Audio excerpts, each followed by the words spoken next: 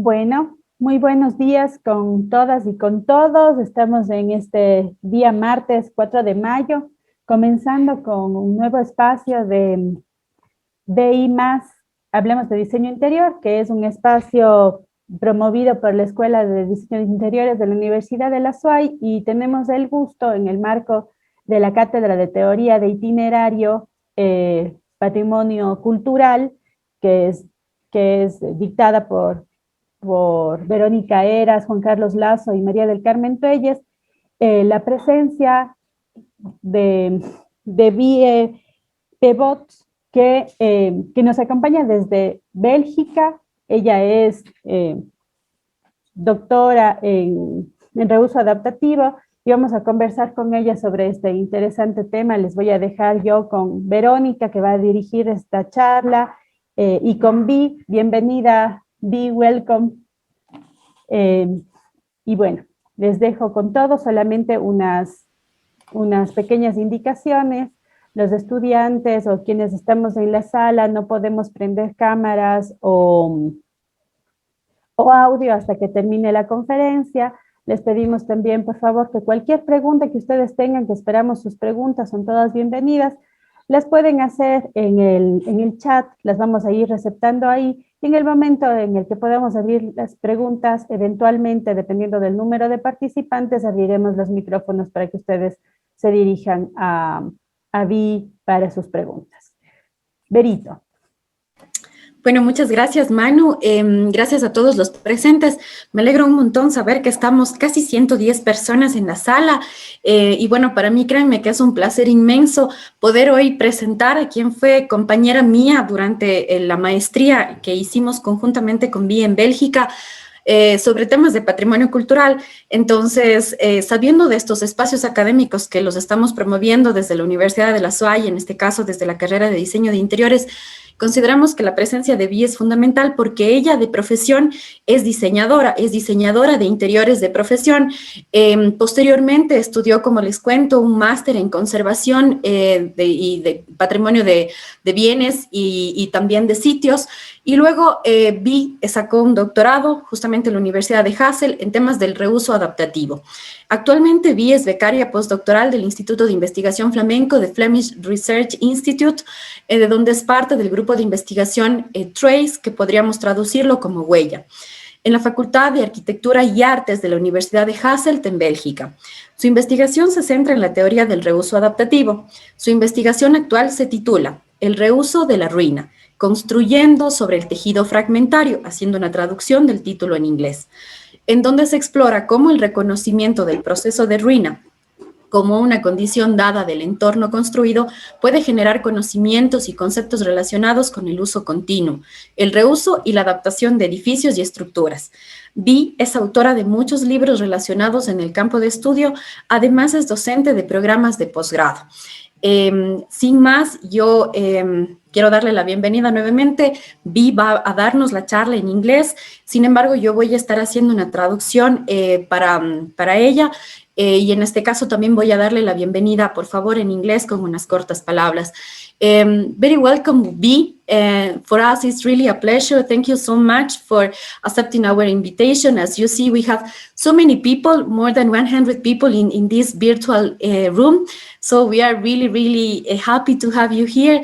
And please, when you want, you can share the screen. Okay, thank you so much, Verónica and Manuela, for this introduction. I have to say I didn't understand all of it, but I think I could grasp most of it. And I will give my lecture in English, as I think Verónica explained, because unfortunately I'm not able to do it in Spanish. I will share my presentation. Now, is it clear for you? Yes, we are. We can see it correctly. Okay, great. I'm very sorry because I have some notes with me and I want to also have them on my other screen. So, okay. So, first of all, also for me, it's really a pleasure to be able to give this lecture today. to so many students. And I've known Verónica as a fellow student, so it was very nice for me to hear that when my colleague Sadia and Jo came to Cuenca, that they met Verónica and that we were even able to define a project together, an Erasmus Plus project, which unfortunately we couldn't really start working on intensively because of the current condition that we were all in for the moment. But I'm very happy to at least start some first collaboration through this virtual lecture. So thank you also for that. So my lecture today will elaborate actually on a book which I wrote with my colleague Konrad van Klempel, which was entitled Adaptive Reuse of the Built Heritage, Concepts and Cases of an Emerging Discipline. And I'm, as Verónica said, part of a research group which is called Trelles at Hasselt University. And I will not explain all the projects that we're currently working on in a research group, but if you're interested to take a look at, for example, the ongoing PhD projects or the research by design projects that we're doing, you can find also more information on that on our website. Can I just make a translation a little bit? Yeah. Yes. Okay. Bueno, Bie nos ha dado la bienvenida, nos ha agradecido también por la invitación que le hemos realizado. Es interesante decirles también, queridos estudiantes y queridos profesores que nos acompañan hoy, que con Bie y algunos otros colegas de ella de la Universidad de Hasselt se presentó un proyecto Erasmus, el que lamentablemente no pudo iniciarse justamente por la condición en la que nos encontramos ahora. Sin embargo, se ha establecido una relación muy buena con la Universidad de Hasselt, que tiene un programa muy similar al que nosotros tenemos. Como ya se dijo, Bie está trabajando en el proyecto, en un grupo que se conoce como Trelles o Huella, como les decía, y ahora va a hablarnos básicamente sobre el reuso adaptativo, como una disciplina que está avanzando y que está emergiendo. And within a research group, we also have, we do not only research, but we also have an international master program. And we make a new poster for the program every year. And this time, the poster which you can see here is a scan of the sketchbook by Matthew Moskal, who is a former student from us, from United States. And the poster actually shows his analysis of and some ideas for interventions in the Museum of Art and History in Brussels. The poster also illustrates another research domain of our group, which is the practice of hand drawing and the role of hand drawing as a tool to analyze the existing context and test different design scenarios for interventions. And I mentioned already that we have an Erasmus Plus project together with University of Azuay, but also the University of Cuenca, so two schools in Ecuador and one in Hasselt. And the topics that this Erasmus Plus is focusing on is on the one hand adaptive reuse and on the other hand also the method of hand drawing. So in some way this poster actually summarizes these two topics. So in my lecture today I would like to give you a brief introduction and some of the concepts related to adaptive reuse of heritage. And of course I'm very much aware that my argumentation is largely developed from a Western perspective. So in both conservation and architecture, the European or Eurocentric point of view has often been framed as a vision that can be exported to other cultures and areas.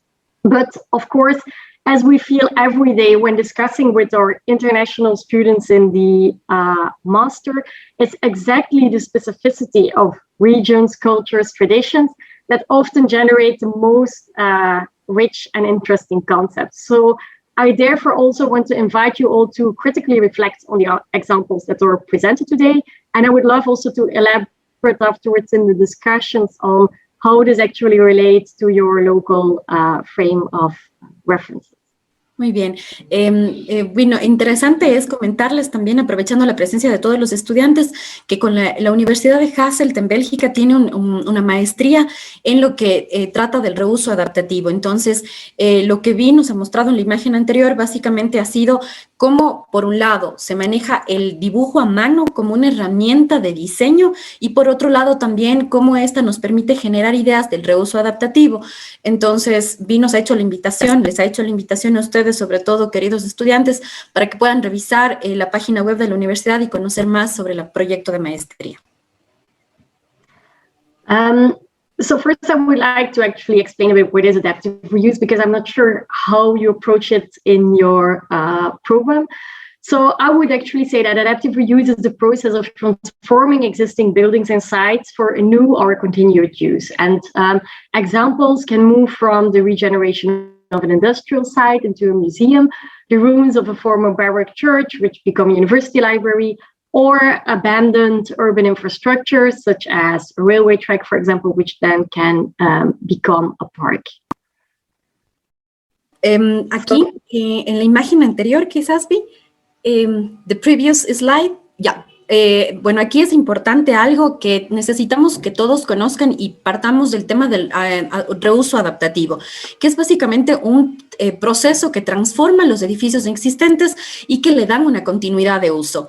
Aquí lo que nos está mostrando Vi son varios espacios, en este caso, como nos dijo en la diapositiva anterior, que se han centrado más en ejemplos vistos desde Europa. Entonces, aquí tenemos, por ejemplo, temas como el reuso de las iglesias, como el reuso de ciertas estaciones que han quedado en ruina, o inclusive en la primera imagen a su izquierda, lo que pasaría, por ejemplo, con un tema de fábricas o de patrimonio industrial. But adaptive reuse is also a way to look at the built environment, which holds the middle between, on the one hand, the tabula rasa, in which buildings are designed from a plain sheet, and on the other hand, the strict conservational approach, which often freezes the existing in a historical condition. And adaptive reuse instead actually presents a way of looking at the existing, which questions which elements can be reused, and on the other hand, also which elements can be transformed. En estas imágenes estamos viendo lo que fue el metro en Nueva York. Entonces, lo que trata el reuso adaptativo básicamente es encontrar qué elementos de aquellos que estén en un proceso de conservación o pueden ser conservados, reutilizados y otros inclusive transformados, que es como el caso que estamos viendo aquí en este ejemplo. Adaptive reuse is also not a new phenomenon, but throughout history, buildings have been adapted to changing needs or tastes without a lot of questions or problems, actually. And the motivation behind these transformations was actually mainly practical and economical. And an example of such a spontaneous transformation, as we could say, is the historical center of Split in Croatia, which emerged out of the remains of the ancient palace of Diocletian. And I will maybe, Veronica, go to the next slide and then we move back, because that's okay for you. Yes. So when actually a neighboring town, Salona, was invaded, its citizens fled and took residence in the existing ruins of the former palace of Diocletian. And they adapted the structure to all sorts of functions which they needed to shape their towns. And these were houses, but also religious buildings, streets, and public squares. And the ancient palace actually is preserved up to present, not despite of its reuse, but actually just because of its reuse.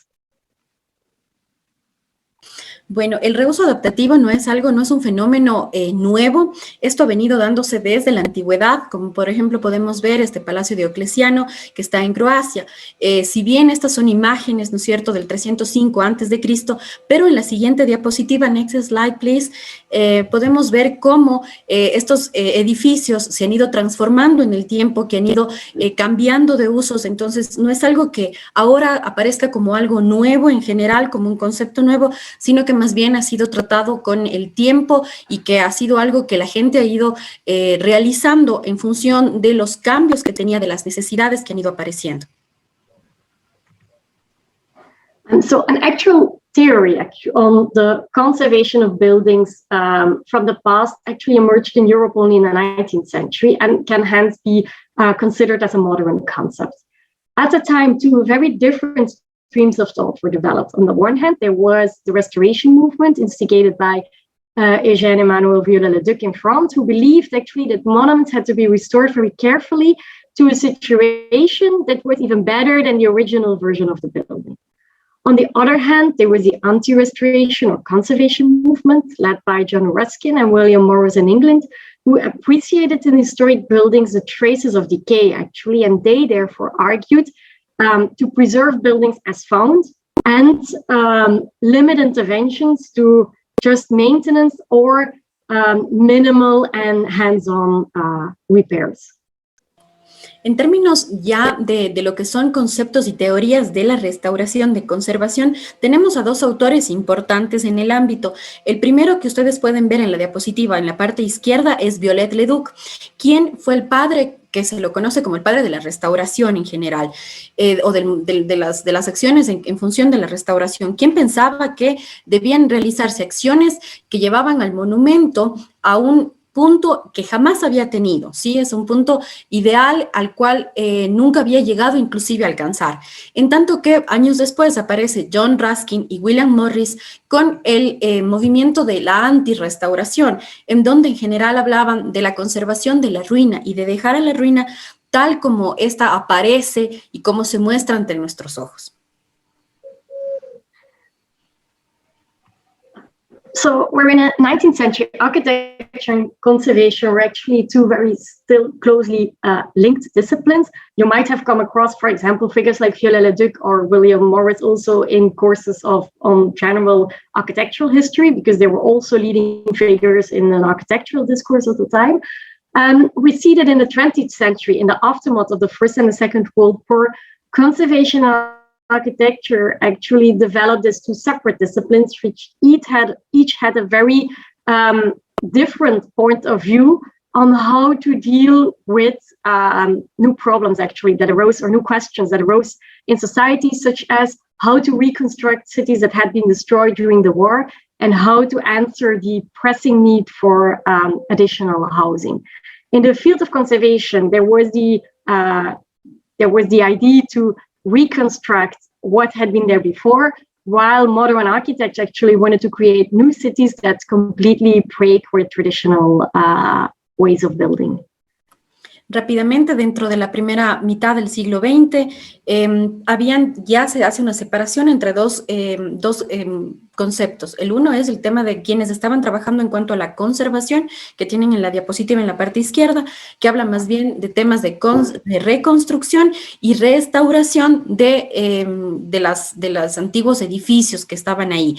En tanto que ya hacia el siglo XX, ¿no es cierto?, estamos hablando que la arquitectura aparece más bien con la idea de crear nuevos edificios que buscaban romper con todo lo tradicional que estaba existiendo.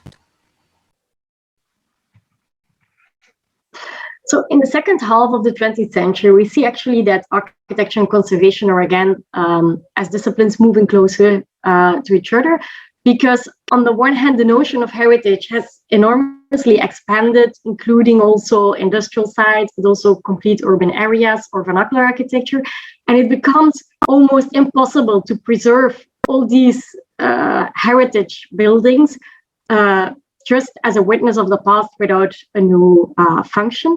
And on the other hand, we see that architects also become more and more interested in working with historic buildings and saw it as an important aspect of their oeuvre. And examples or architects like Carlos Scarpa or Lina Bobardi in Brazil, or a bit later offices like Herzog and de Meuron, for example. Luego, en la segunda mitad del siglo XX, la conservación y la restauración comienzan a estar más cercanos uno del otro. Primero porque ya se veía inviable el hecho de conservar edificios sin generar un nuevo uso en ellos, y luego también porque la nueva arquitectura comienza a ser más consciente de que no puede seguir expandiendo sus espacios de creación, no puede seguir en un afán de construcción. Entonces, claro, comenzamos a ver arquitectos como Lina Bobardi, por ejemplo, en Brasil, y luego también oficinas como de Herzog y de Meuron, en donde, claro, ellos comienzan a utilizar y ver una gran oportunidad en estos edificios históricos que están dentro de las ciudades. And this slide actually summarizes a bit the evolution through time, where you clearly see how architecture and conservation are actually merging into a sort of new discipline, which we could call adaptive reuse. And I will also maybe immediately explain the next slide, Veronica, where you see that actually adaptive reuse is not just a combination of architecture and conservation, but that there are also many other disciplines that actually contribute to the fields such as urban planning, landscape, engineering, and also interior architecture, for example. Como vimos en la diapositiva anterior, tanto la arquitectura como la conservación se funden, ¿no es cierto?, luego de los años 60 y comienza a aparecer el reuso adaptativo. Next slide, please. Ya, y esta aparece en realidad como una disciplina que está emergiendo, que está surgiendo en estos últimos años, pero que no solo tiene de su mano a la arquitectura y a la conservación, sino como pueden ver en este slide, va a tomar muchas otras disciplinas en donde va, por ejemplo, el tema del paisaje, de la planificación urbana, arquitectura, pero además, en esta ocasión muy especial, además vamos a hablar de lo que es el diseño interior. So, although in practice, renovation of existing buildings in many countries actually exceeds new constructions, both in size and in budget, so to say, still adaptive reuse as an academic discipline is a field which body of theory is largely undeveloped. So I published in 2019 this book with my colleague Konrad van Kleinpoel, in which we actually aimed to map the field by, on the one hand, presenting an extensive literature study, and on the other hand, also elaborating on different concepts and strategies for interventions that we observed in practice, but which we felt were not described yet in adaptive reuse theory. And in the rest of my lecture, actually, I would therefore like to illustrate some of these strategies through examples. So rather than focusing on theory, I will elaborate on examples, and if you're interested, you can I can give you some further reading, which elaborates also on the theory. Thank you, Bie. Bueno, en esta diapositiva lo que estamos viendo es la portada de uno de los libros que ha escrito Bie con su compañero Konrad van Kleinpoel. I'm sorry for the translation. Pero básicamente lo que ustedes pueden ver aquí es cómo están estos capítulos de este libro colocados aquí. Si bien el tema del diseño interior aparece con el reuso adaptativo como algo que está emergiendo, también hoy en este libro, como que será parte inclusive de los elementos que Bie tome para esta charla, ustedes van a poder ver algunas estrategias que han sido investigadas, que han sido inclusive puestas a prueba desde el diseño interior en relación al reuso adaptativo de elementos o de espacios patrimoniales.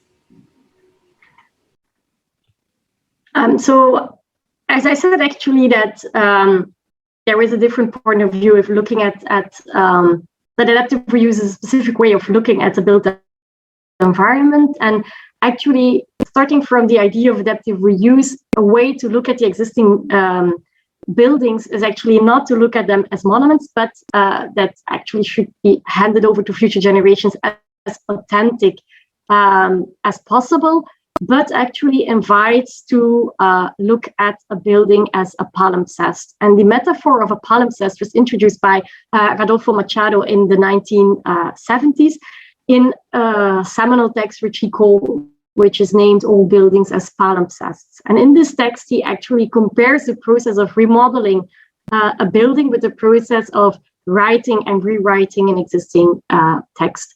And it's because this text has been so important in adaptive reuse theory that I want to quickly just mention it. And so what actually means this concept of the palimpsest? So a palimpsest is a reused piece of parchment, and of which the top layer is scraped off, and a new text is actually written on the same piece of parchment.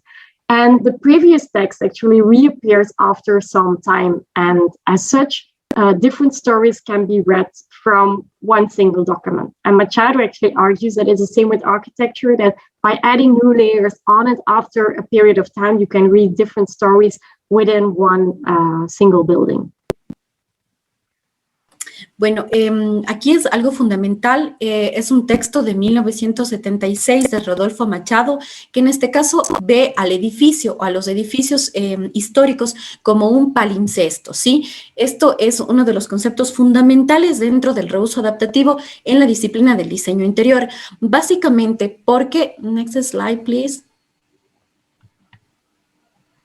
Ya, porque si ustedes ven en esta imagen que tenemos en la izquierda, un palimpsesto, más allá de la traducción que yo pueda dar del concepto, ustedes tienen que verle como lo que aparece en esa figura, ¿no es cierto? Es un texto y que va teniendo, es decir, que ustedes pueden ir escribiendo sobre algo que ya estuvo escrito, es decir, que ustedes pueden ir añadiendo capas y capas de información en un mismo libro, en una misma hoja, y esta misma idea va y se reproduce en lo que sería el espacio interior.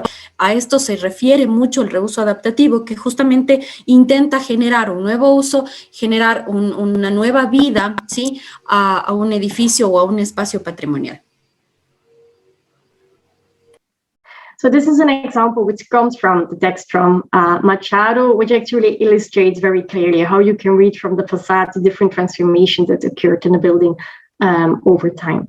And I also would like to share with you one quote from this text, which I believe summarizes to my feeling very clearly what's actually the difference between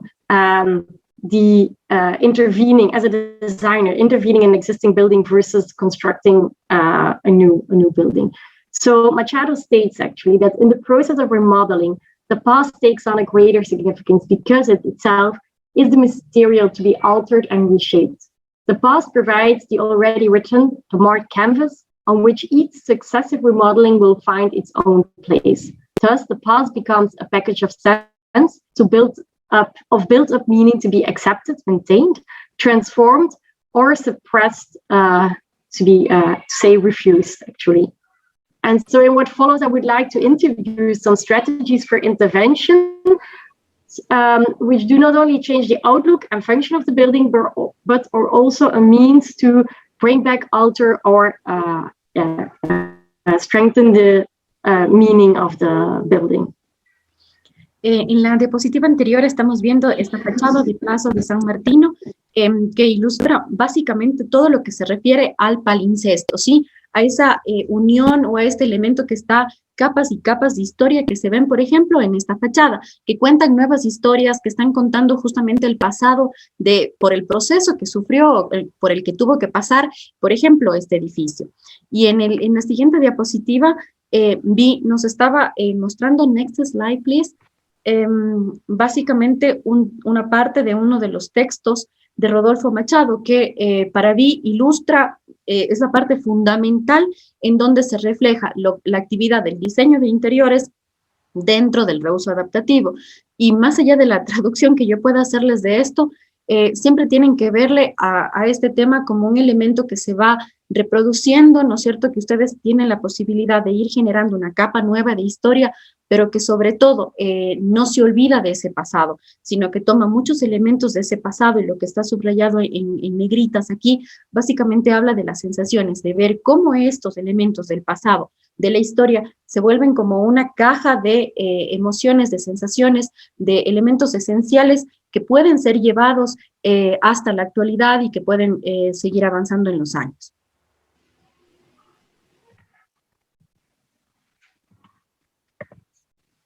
Okay, so a first strategy that I would like to talk about is called realizó, and starts actually from the idea that copying can be a valuable strategy for adaptive reuse. Aquí lo que estamos viendo, voy a traducirlo literal, es el aumelatio, es una de las estrategias. Lo que Bie nos va a presentar ahora son estrategias de reuso adaptativo dentro del diseño interior. Aumelatio es una de ellas, en la que se traduce como que la copia es una estrategia válida para el reuso adaptativo en el diseño interior. So for a long time, actually, the general approach to intervene in historic buildings was to create a strong contrast between the old and the new. And this image shows some examples, such as the Reina Sofia Museum in Madrid by Jean Nouvel, or the Military Museum in Dresden by Daniel Liebeskind.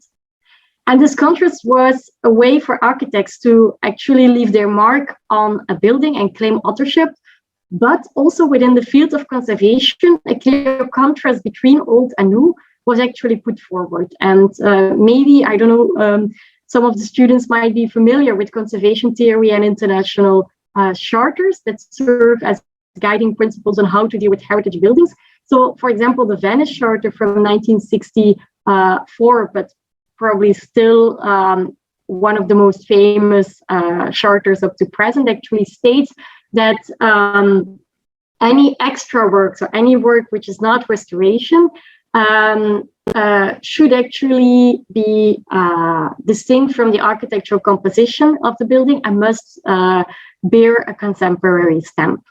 The same actually for the Bora Charter from 1999, which also says that new work to places with cultural significance should readily be identifiable as such. And both this contemporary stamp as well as readily identifiable as such is usually interpreted as contrast. En la diapositiva anterior estamos mostrando, Bie, en este caso, cómo se reflejan algunas de las estrategias de la arquitectura, que en este caso, por ejemplo, hablan de mostrar esta relación constante que existe, o la tensión más bien que puede existir entre la arquitectura completamente contemporánea, la nueva que se la conoce, de la antigua. Se marca esa diferencia aquí, por ejemplo, con este Museo de la Reina Sofía en Madrid, o museo en Dresden, en Alemania, este museo militar en este caso. Sin embargo, next slide, please.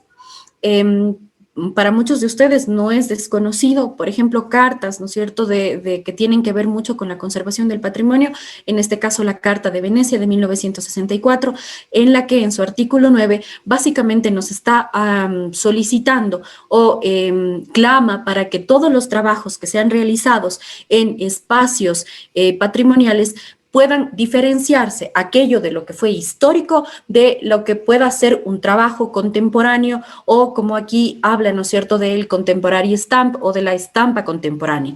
También podemos ver posteriormente que luego, años después, hacia 1999-2013, con la Carta de Burra, en este caso, nuevamente vuelve a remarcar la importancia de dejar esta diferencia entre aquello que, o que sean identificables, estas acciones que ustedes puedan ir creando dentro de un espacio interior patrimonial. So, as argued by Fred Scott in his very interesting book on altering architecture, while in architecture, there seems to be a taboo on copying actually existing works. In other art forms, the practice of copying old masters is very common and considered equally valuable than an original work of art. Usually when I do this talk with my students, I ask them in the room whoever, before I give this lecture, whoever copied the design of someone else in his own project, and there are always very few students who actually raise their hands. So you really feel that it's something which is not so common in architecture. So on the left image, you see actually the very famous Renaissance painting by Velázquez, Las Meninas. And on the right, you see a copy which Picasso made of this work in his own very specific particular style. And he made this painting not in the beginning of his career when he was still a young student, but in 1957, so when he was 76 years old and already a famous artist. And in that sense, we can actually conclude that Picasso made this work not so much to learn from Velázquez, but rather to measure himself against the master.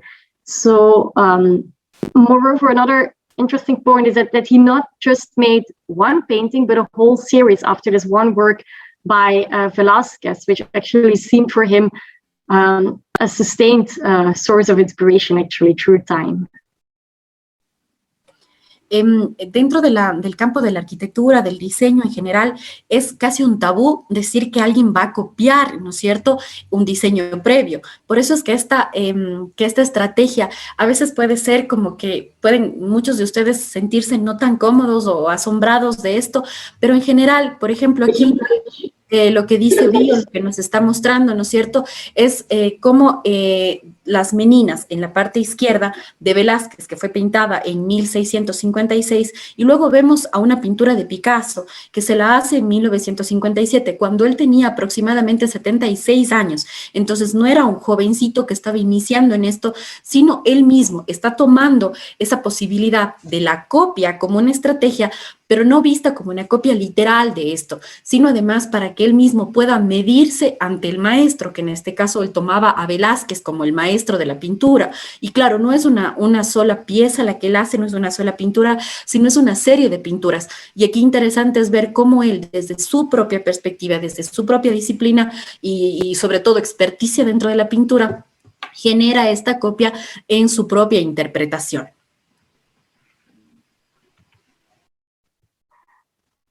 Just as Machado actually compares the process of transforming a building with the process of writing, also Scott makes a comparison with the act of translation in the field of poetry. And he describes that the translation of in the translation of a poem, actually, the translator often needs to move sentences, change wordings, and that sort of strategies in order to be able to translate the spirit and the meaning of the poem. And hence the act of translation requires, Scott argues, at least as much inspiration and talent as the writing of a new poem. And in a similar way, the translation of a building from one epoch into another requires an equal skill than the design of a new building. And here actually I also want to refer back to our master program, as it is exactly that actually that we felt that it was very necessary to train or students very specifically to intervene in an existing building, because the skill that it needs is actually a bit different than designing in a completely new context, so to say.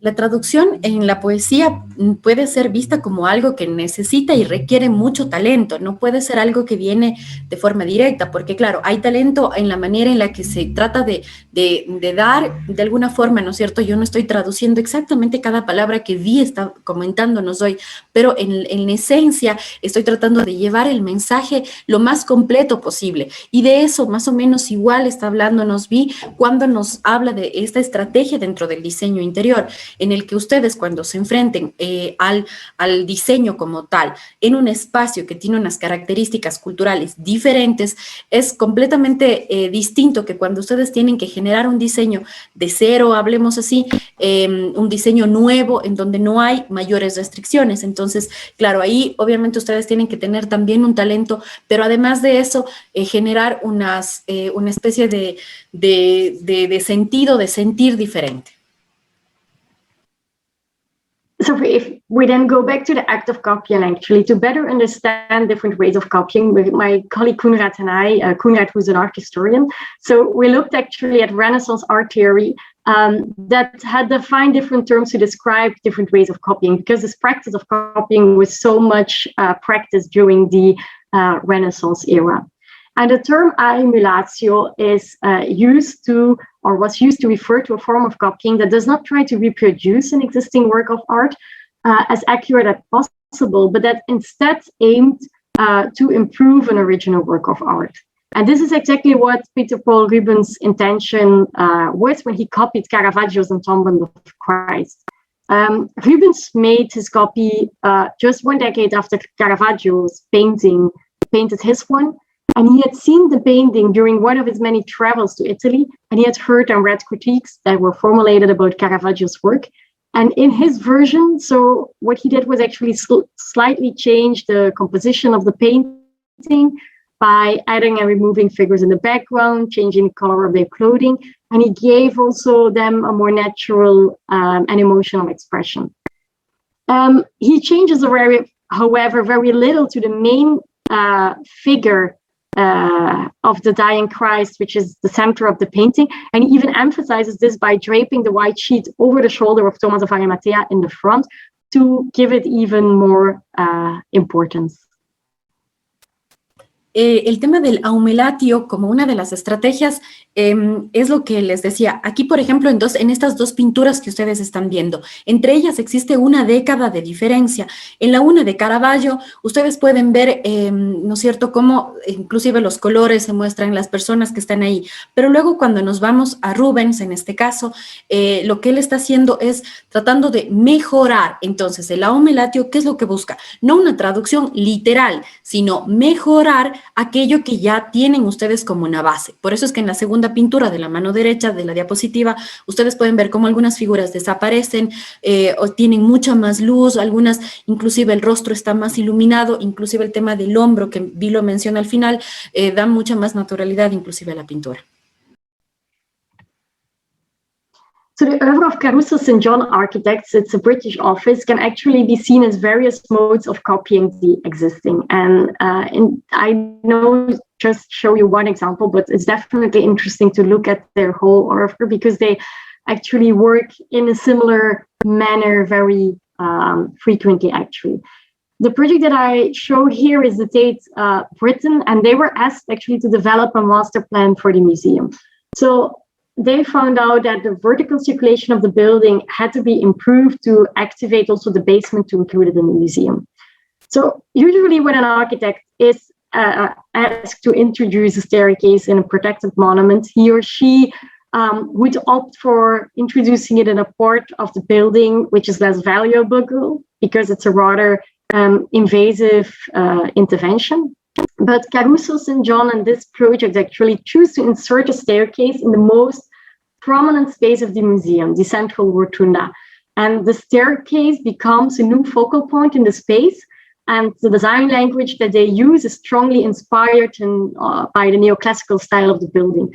The floor and the balustrade here are new, but the rest is old. And if you're not familiar with the project, you might be confused actually to draw, I think, the line between old versus new.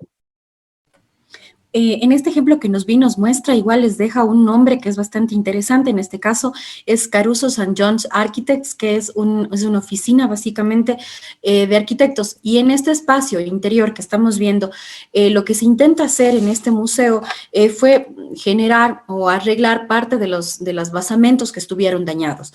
Sin embargo, miren ustedes cómo ellos, por ejemplo, en este caso, el piso y la balaustrada son elementos nuevos, son elementos que los introducen ellos. Pero obviamente hay digamos que como una copia, entre comillas, que está mejorada de aquello que existía dentro del edificio. Here you can see a section of the building, but so where you can clearly see how it's introduced in the center. So another example which uses copying as a strategy is the Neues Museum in Berlin by David Chipperfield and the restoration architect Julian Hara. The building was heavily destroyed during the Second World War and was kept as a ruin in the city up to the 1990s. A competition was held to renovate the ruin into a museum, and this drawing actually shows the concept of the Rinning project. The ruin is consolidated wherever possible, and where parts were missing, the architect actually recreated the original form, but in a more abstracted way. And one of the most prominent architectural interventions in the museum is the central staircase. On the left, you see the original staircase. On the right, you see the situation in ruins. And then a new staircase actually was designed that follows the shape of the original staircase, but in a contemporary material. And also with a more massive shape, so to say. The original design is copied, but in clearly contemporary style. En este caso es uno de los ejemplos más claros que tenemos, es el Neues Museum, en donde en este caso la oficina que genera, que participó, digamos, en este proyecto, en este concurso, y quienes ganaron fue David Chippenflint, y aquí este es uno de los bocetos con los cuales se muestra claramente cómo ellos ganaron el concurso.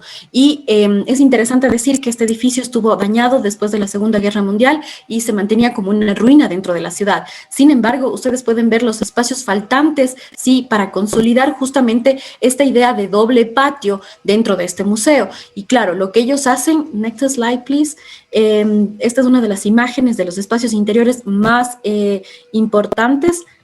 Could you change? Yeah. Thank you. Aquí, por ejemplo, tenemos, por ejemplo, en la anterior, bueno, habíamos visto, ¿no es cierto?, la imagen original de la escalera, luego el espacio de cómo se encontraba en la ruina, y lo que estamos viendo ahora es justamente la idea de la copia, una copia que no es una traducción literal de cómo era la escalera, sino en general es una copia, es una adaptación, ¿no es cierto?, es una mejora que tiene que ver con un tema contemporáneo. Se mantiene el lugar en donde estuvieron las escaleras, pero hay obviamente una mejoría desde el punto de vista contemporáneo en el uso de materiales, y es claro que esto es nuevo y que ha sido generado en los últimos años. Another strategy that I would like to discuss is facadism. Facadism is the practice of retaining the front facade and or exterior walls of a building while reconstructing a new interior. In the 1960s, it became a widespread strategy applied to historic buildings in the context of urban regeneration. It was mainly a reaction against the modernist principles of urban development, which included extensive demolition of historic areas, which destroyed the familiar townscapes. Facadism was regarded as a method of upgrading urban infrastructure while simultaneously also preserving its historical appearance. Otra de las estrategias que tenemos es el fachadismo, que justamente aparece a mitad de los años 90. En este caso, lo que está pasando es de que se intenta generar, como que mantener, digamos, esa apariencia, en este caso, de las fachadas, de una fachada histórica, pero se vacía el interior generando nuevos usos. But facadism can also be understood in a different way. For example, referring to the opposite practice, actually, where you preserve the building but refront it with a new facade to match the surrounding, or give the building a more contemporary outlook. So, in more general terms, actually, facadism can be understood as an architectural practice that is centrally focused on the facade as an architectural element, which is largely independent from the rest of the building. So what you see on the slide are actually two different definitions that are currently in use. Aquí lo que estamos viendo son dos conceptos que están todavía en uso, ¿no es cierto? Que es justamente lo que les comentaba, tomar únicamente las fachadas y vaciar el edificio de todo su interior con el fin de dar esa apariencia de que algo tiene valor ahí, pero también en algunos casos están hablando de que se mantienen ciertas partes de esa fachada y se concluyen o se consolidan con elementos mucho más contemporáneos.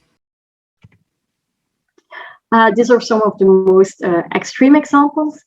And although facadism is actually widely practiced in nearly all parts of the world, it's hardly addressed in theories.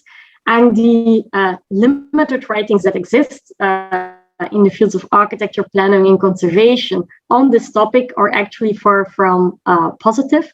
And I've collected on this slide and the next slide just some quotes which I took from sources within different fields. So, for example, ICOMOS stated in 2003 that the removal of inner structures maintaining only facades does not fit conservation criteria, so very directly. Other authors have referred to architectural taxidermy, a process of devitalization which can be compared to mummifications, where you remove internal organs and only remain the skin. A compromise solution, brutal expression, failure of down planning, architecture reduced to an image, and then my favorite, adaptive reuse gone wild. So just to name a few. Bueno, el tema del fachadismo en esta imagen que nos está presentando Bie son algunos ejemplos muy extremos, ¿no es cierto?, de solo dejar la fachada y generar adentro algo completamente nuevo. Sin embargo, no todos estos criterios o estas estrategias son apoyadas dentro de instituciones como el ICOMOS, en donde, por ejemplo, como en la primera parte de la diapositiva nos dice claramente de que la remoción del interior de las estructuras y mantener solo la fachada no reúne ningún criterio de conservación. O sea, es súper claro en decir que eso no es una estrategia que se ve desde la conservación como algo acertado.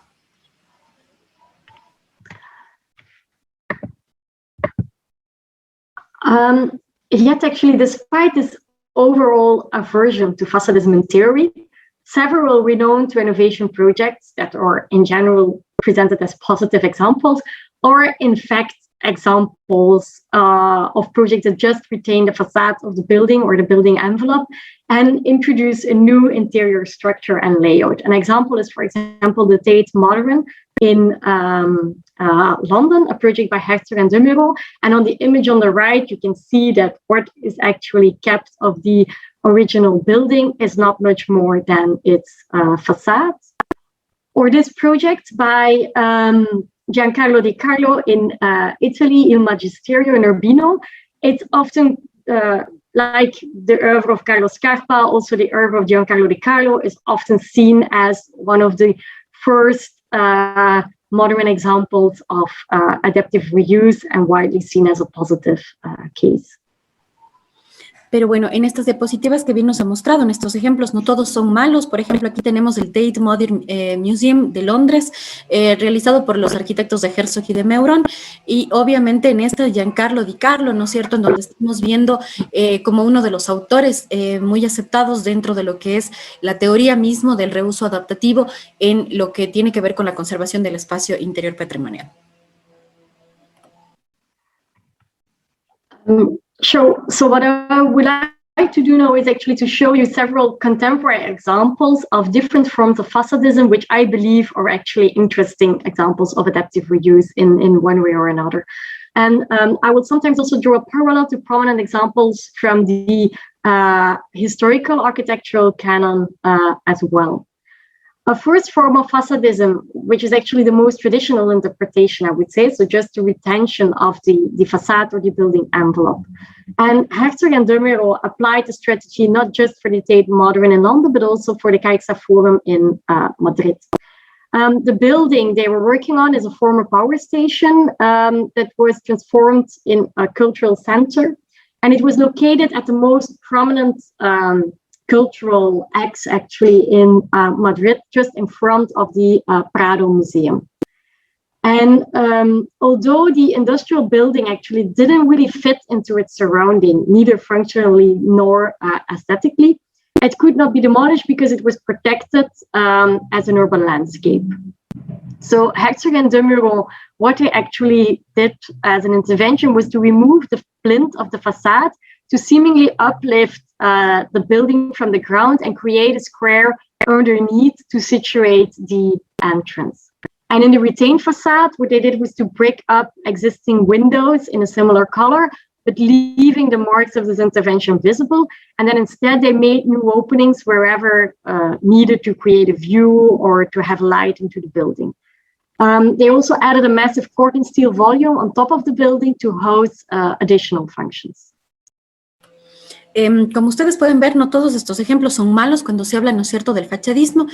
Por ejemplo, otra vez de los arquitectos de Herzog y de Meuron, es la caja de Forum que se encuentra en Madrid, que justamente, primero, veamos desde el punto de vista histórico. Lo que ustedes están viendo en ladrillo fue parte de lo que correspondía a una antigua fábrica que estaba ubicada en Madrid, que no podía ser demolida porque estaba vinculada al inventario patrimonial de la ciudad. Sin embargo, se necesitaba generar como un nuevo espacio, y así los arquitectos en este caso lo que hacen es como levantar el edificio, parece que estuviese levitando, pero lo que intentan con esto es generar como una plaza y buscar que la gente quiera conocer el edificio, lo que ocurre al interior del edificio, y luego también, si ustedes pueden ver, muchas de las ventanas, por ejemplo, fueron inclusive tapiadas, fueron clausuradas, y lo que hacen es colocar como esta gran estructura de cobre que está en la parte superior, que si bien es una lectura que da una lectura completamente contemporánea,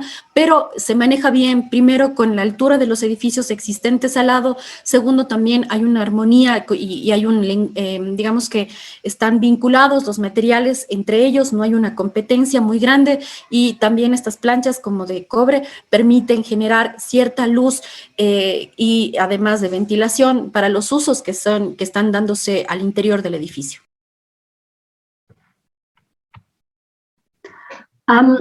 So another way of interpreting facadism is the practice of refronting, creating a new facade in a more contemporary style while retaining the building behind it.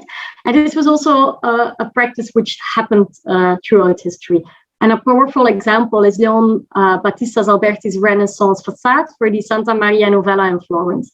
The new facade actually combined classical temple forms, but also respected the existing rose window of the Gothic church behind it.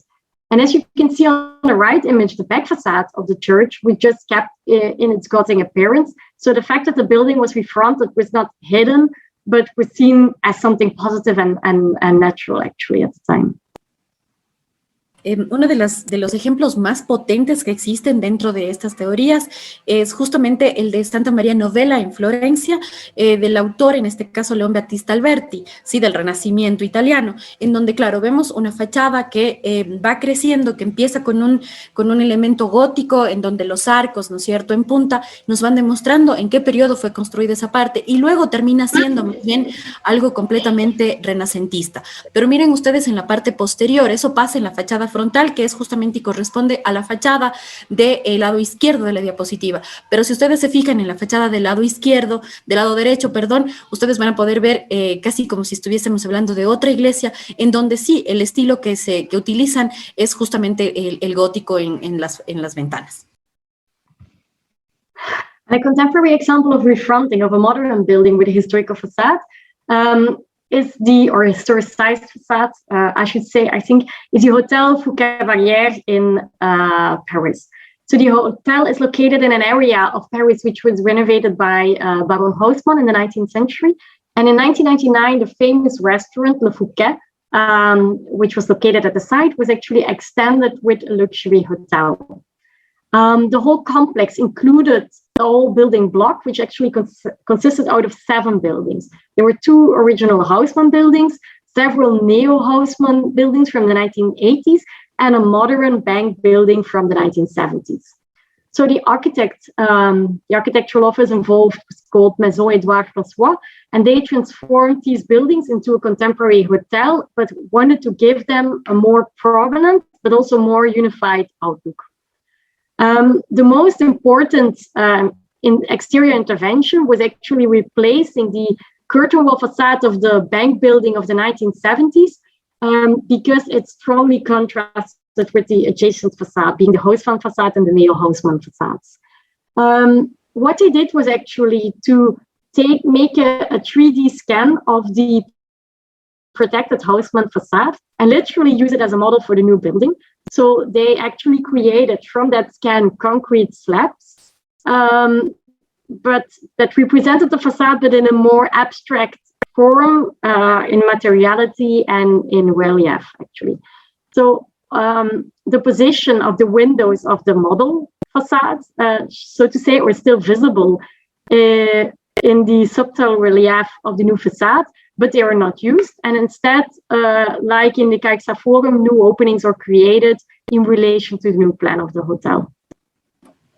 Este otro ejemplo que nos muestra Bie está ubicado en Francia, en este caso, me van a perdonar ahí la traducción de mi pésimo francés, pero es el Hotel Fouquet, en donde básicamente, como ustedes pueden ver, es un hotel que consta de 7 edificios, de los cuales dos esquinas, digamos una esquina y uno de los espacios que ustedes pueden ver al lado izquierdo, que está faltando completar, se hacen de modo contemporáneo.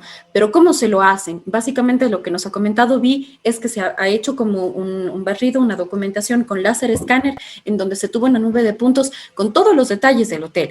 Pero claro, estos elementos primero en esa esquina que se vuelve a consolidar y luego en este espacio vacío que aparece como un nuevo edificio, se lo hacen de forma completamente contemporánea desde su materialidad, igual que en la caja Forum, por ejemplo, se abren nuevas ventanas, hay algunos elementos que inclusive desaparecen de la fachada, pero que en esencia tratan de mantener los elementos principales de lo que corresponde o lo que fue parte de este gran complejo de edificios del hotel. In architectural theory, we see actually that the significance of the facade is mainly described as a means to communicate a message about the function and the meaning of the building to a larger public. But besides changing the meaning of the building, the adaptation of the facade can also serve a functional role. This is, for example, the case in Andrea Palladio's intervention for the Palazzo della Ragione in Vicenza, which of course did serve an aesthetic purpose, but beside that also a functional one. So what Palladio actually did was to wrap the medieval Gothic building in a new Renaissance shell by adding a colonnade and a loggia around all three facades of the building, as you can clearly see on the model on this slide.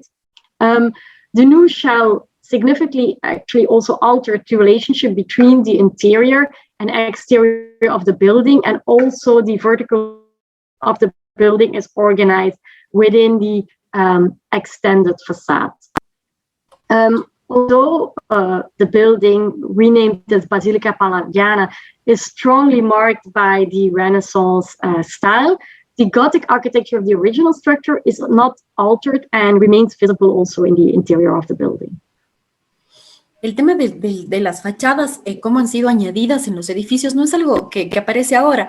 Ustedes están viendo en este ejemplo el Palacio de la Ragione, que se ubica, ¿no es cierto?, en Vicenza, en Italia. En este caso, por ejemplo, ustedes pueden ver al lado derecho de la diapositiva cómo la parte de la fachada gótica todavía se mantiene ahí.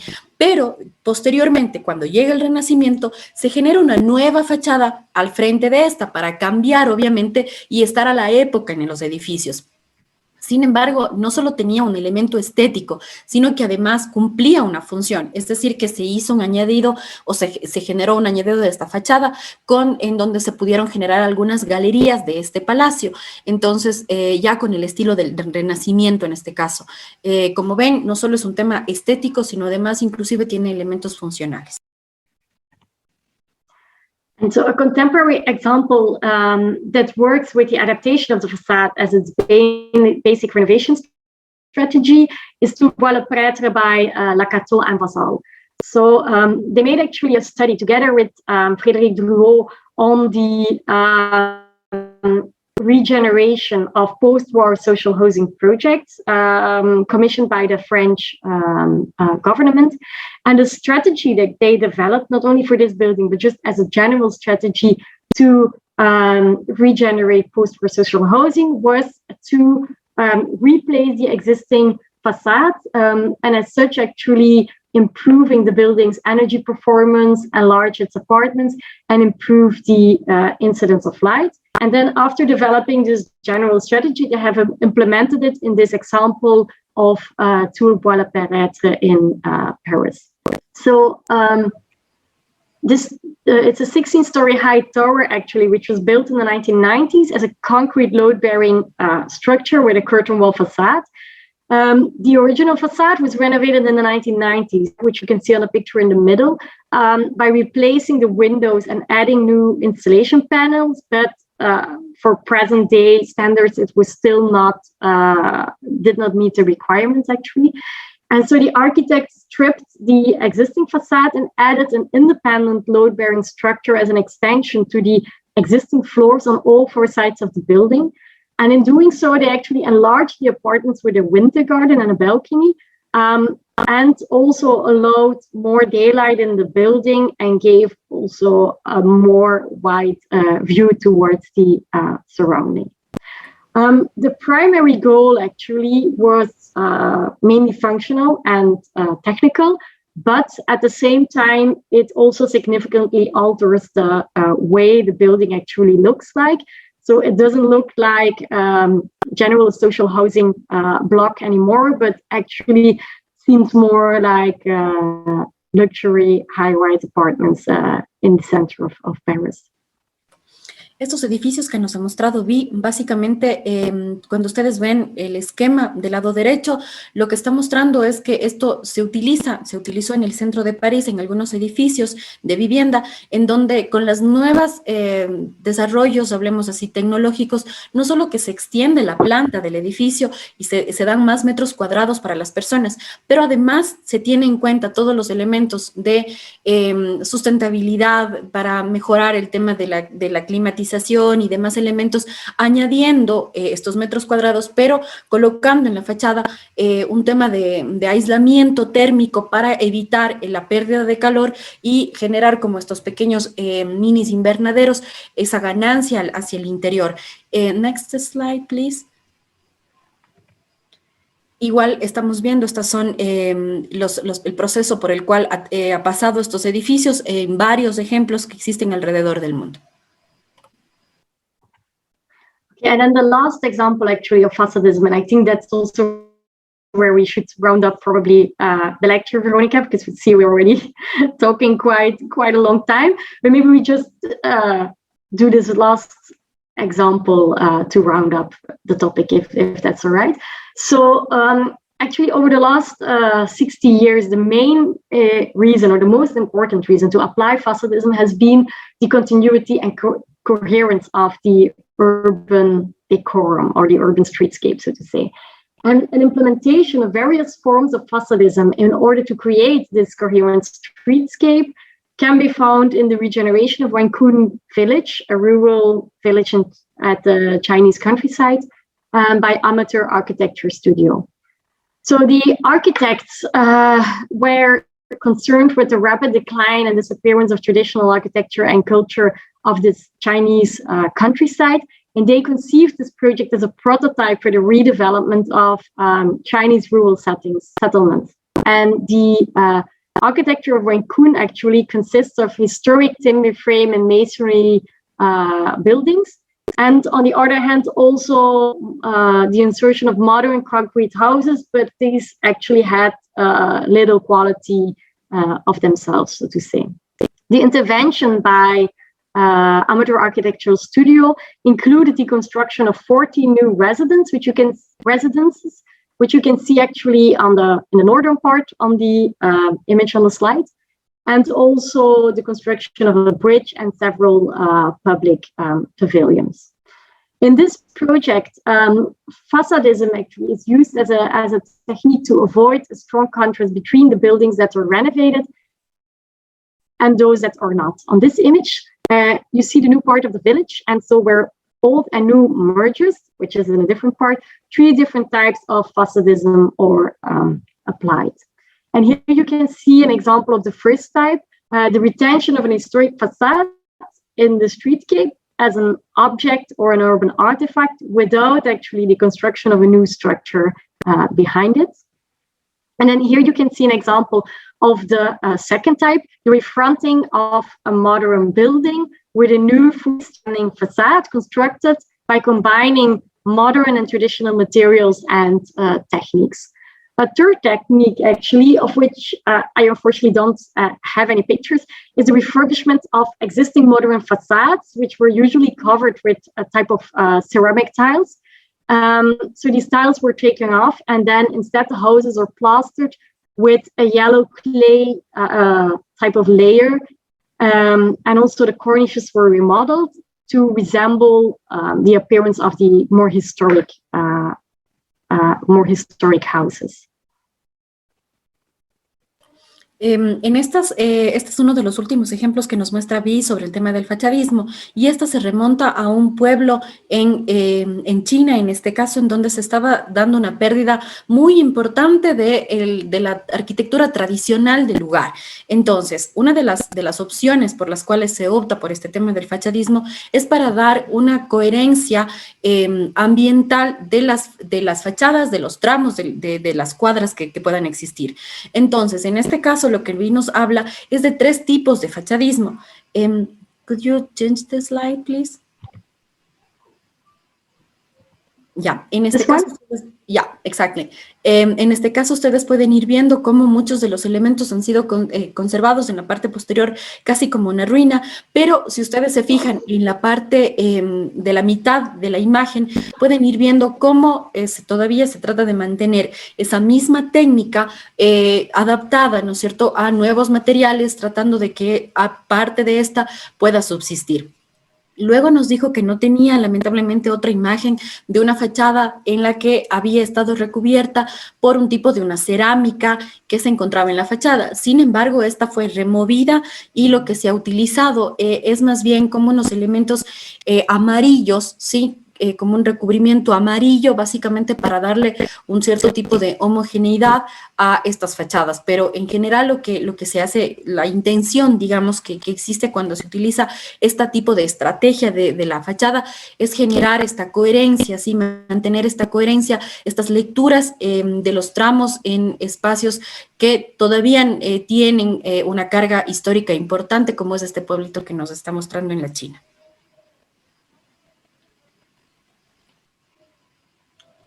Okay, there was another topic that I could address, but I think we leave it here, no? To have some time also for discussion. What do you think, Verónica? Yes, okay. Yeah, so if you want, okay, maybe just I go to the last slide then.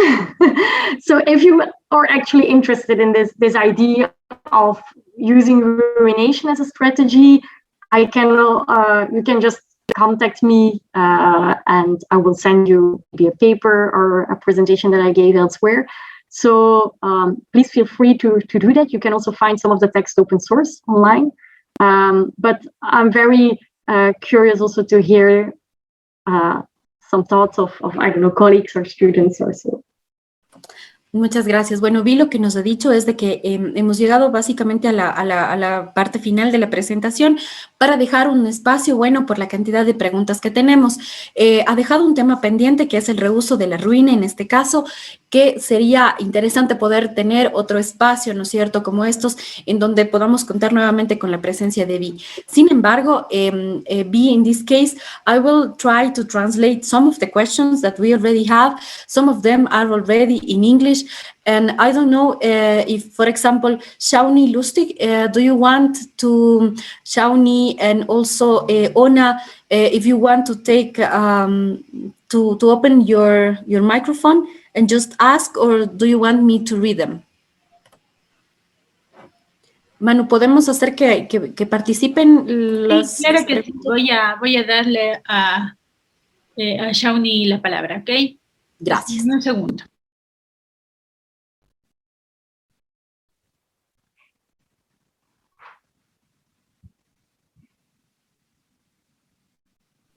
Listo, Shauni, puede hacer su pregunta. Listo, muchas gracias. B, I wanted to ask, you talked about adding different layers of history within the architecture and doing different changes, and I wanted to see if you think there's the risk of losing the original history and structure of a building. For example, if you were to buy a broom and eventually change the broomstick, and then eventually after that change the brush and the bristles, it's no longer the same broom. And so I don't know if that same concept would apply to architecture. I wanted to know if you think that doing all of these renovations and changes, you run that same risk. Yes, thank you for that. Thank you for that question, Shauni. Yes, I think it's impossible to preserve the building in its original state and at the same time transforming for new uses, because it will change constantly. But probably even if you apply a strategy of restoration where you repair a building as close as possible to the original, you will also come across this question of authenticity, so to say, because what we have is still the original material that was handed over. But I think it's always a very important, reflection, how far to go in interventions. And that's, of course, very much depending also on the type of building that you're dealing with. I think that the projects which I presented today range from like very highly valuable buildings to quite general structures without a really unique heritage value, but which might be preserved for other reasons, as an urban landscape or just for ecological reasons. And there, the how far you can go can be very different, I think, than for very valuable interiors, for example, with historical interiors included. Maybe I can refer also to a project that we did, and a research by design project, which we did in our research group in the past years, which is related to the transformation of churches, because in Western Europe and also in Belgium in particular, there was the issue that people are not attending masses anymore. There were less priests because of a rapid secularization of society.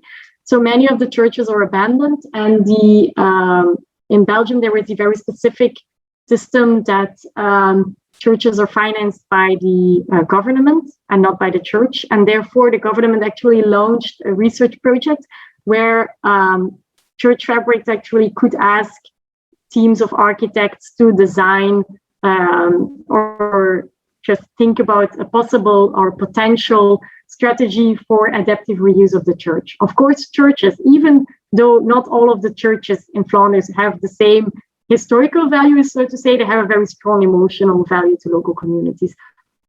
And actually, to do this exercise, actually only by doing this exercise, people often realized how far interventions actually had to go to make a building accessible for also, for example, people who are less mobile than the people, to make it public buildings, make it fire safety.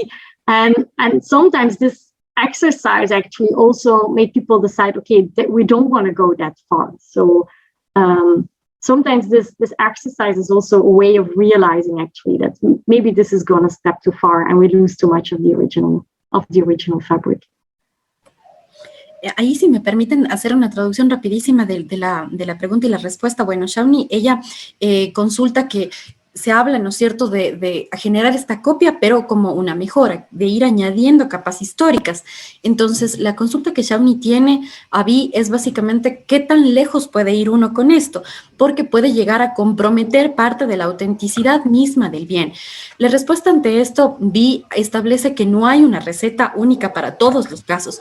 Siempre hay que analizarlos dependiendo, obviamente, de los valores que puede tener el espacio, el edificio, y además que no solo los valores técnicos o históricos, por ejemplo, estéticos, que podemos verlos nosotros desde las disciplinas en las cuales nos estamos formando, pero además, por ejemplo, Bie establece como uno de los, un ejercicio bastante interesante, comenzar a preguntar a la comunidad, ¿no?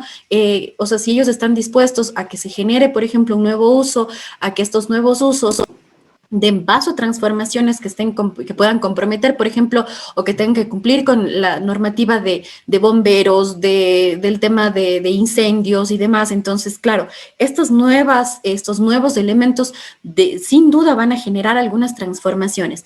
¿Qué tan lejos? No hay una receta, y más bien es un análisis de caso a caso que tienen que hacerlo ustedes, y no solo ustedes como profesionales, sino además con la comunidad involucrada de quienes están ahí. Varios ejemplos Bie hablado sobre las iglesias en Bélgica, en Holanda, que en la actualidad ya no se usan, ahí ya no hay un rito religioso detrás, y que son espacios que no pueden ser demolidos por el tema histórico, el carácter histórico que tiene, y porque también sin duda hay parte de la población que quiere mantenerlos en pie. Entonces ahí pueden ustedes revisar algunos de los ejemplos de elementos, de estrategias que se han utilizado ahí, que están a disposición nuestra. I think it was more or less the translation from the question and the answer, I hope.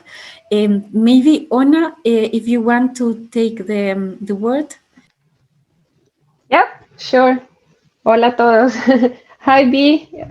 It's really good to see you. And hi, really inspiring talk. I was just wondering if there's any international document kind of recognized by ICOMOS or, about adaptive reuse, because there's so much about conservation and the traditional, let's say, way of seeing conservation, restoration. But when we're talking about adaptive reuse, it's a bit conflicting still within our colleagues. So if I want to say or justify why a building, how we could use this kind of different techniques you presented today, what could be this kind of Bible I could use to say, well, there are some people highly qualified as well that will go for this kind of adaptive reuse. So it's something that is already, not to say approved, but somehow, yes, yes, it is approved in an international sphere.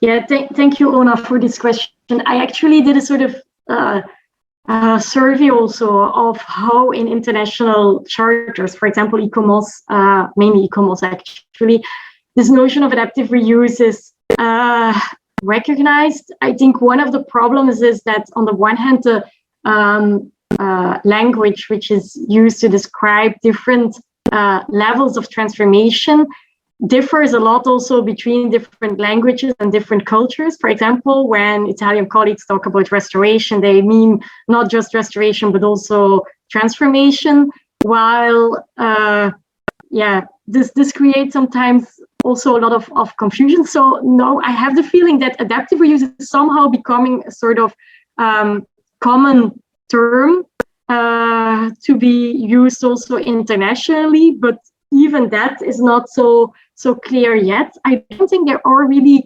charters, although there has been a conference, I think 2 years ago, organized in the Netherlands, specifically on adaptive reuse and adaptive reuse theory and how it could be integrated in international in an international framework.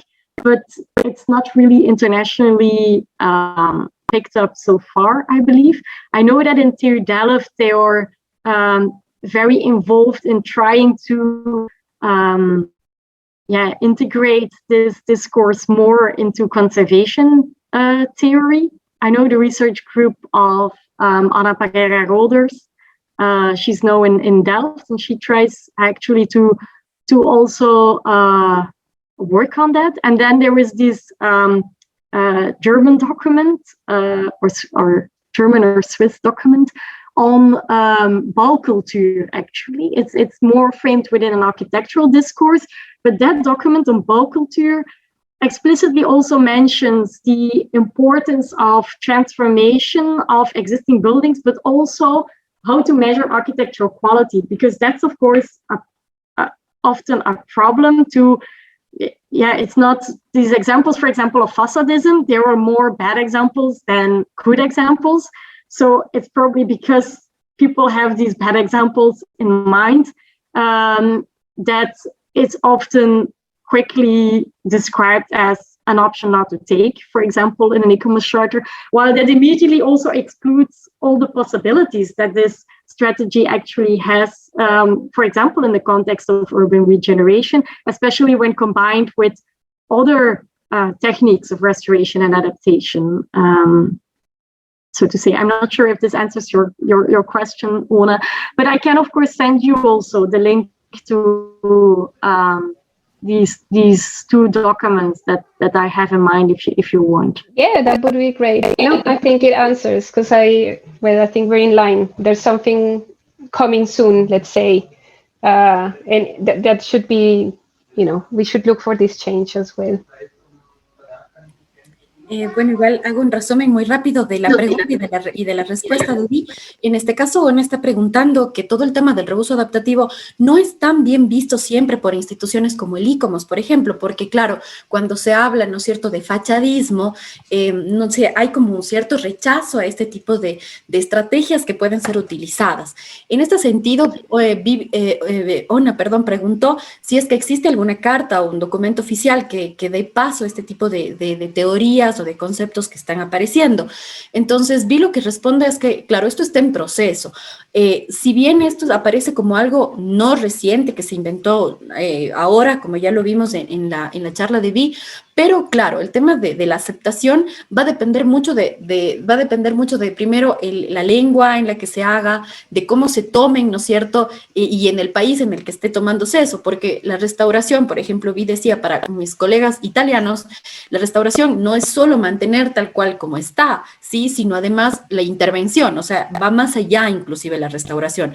Pero hay muchos términos en el campo de la conservación, restauración, intervención, que dan ciertas, o sea, que pueden causar confusiones a veces, y claro, el reuso adaptativo intenta de alguna manera mostrar estas nuevas posibilidades, y lo que dice Ona también es claro, que hubo una conferencia, que hay una conferencia, pero que próximamente podremos ir viendo cómo estos elementos de la reflexión desde la academia, de grupos de investigación como los de Bie, van dando estos pasos, van dejando estas alertas.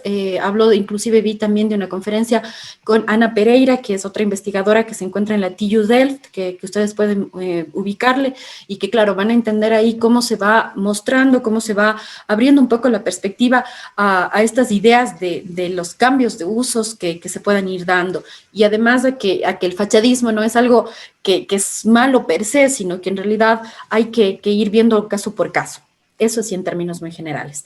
No sé, ahora quisiera darle la palabra, ahí Vi nos está poniendo en el chat, por favor, son los documentos de los cuales ella habla, de estas conferencias a los cuales ustedes pudieran revisar, los estudiantes que están en tesis y han tomado temas del reuso adaptativo, son documentos en realidad fundamentales para ustedes. Teníamos a Natalia Arizaga, después, por favor, le quisiera dar el paso a Juliana Carballo, después Paul también, que es uno de los profesores que nos acompaña esta mañana. Natalia, si usted puede hacer la pregunta en español, está muy bien. Yo puedo hacer la traducción posterior. Gracias, Vero. Bueno, mi pregunta era cómo determinan ustedes qué materiales se deben conservar en una infraestructura y cuáles pueden ser reemplazados. Actually, the question of Natalia mentions which materials can you preserve, or how do you know which material do you have to preserve, and which material can you remove, let's say?